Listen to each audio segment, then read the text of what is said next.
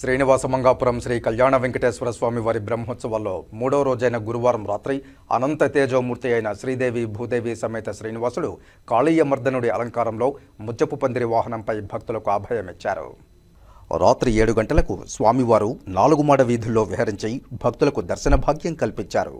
వాహనం ముందు గజరాజులు నడుస్తూ ఉండగా భక్తజన బృందాలు చెక్క భజనలు కోలాటాలతో స్వామివారిని కీర్తిస్తూ ఉండగా మంగళ వాయిద్యాల నడుమ స్వామివారి వాహన సేవ కోలాహలంగా సాగింది.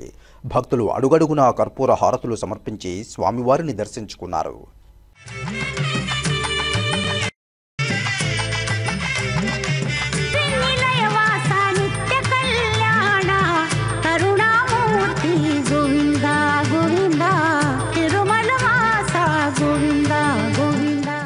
వాహన సేవలో ఆలయ ప్రత్యేక శ్రేణి deputy EO Varalakshmi, AEO Gopinath, Vaikhanasa ఆగమ సలహాదారులు మోహనరంగాచార్యులు, సూపరింటెండెంట్ రాజకుమార్, ఆలయ అర్చకులు బాలాజీ రంగాచార్యులు, టెంపుల్ ఇన్స్పెక్టర్లు మునికుమార్, ధనశేఖర్, ఇతర అధికారులు విశేష సంఖ్యలో భక్తులు పాల్గొన్నారు.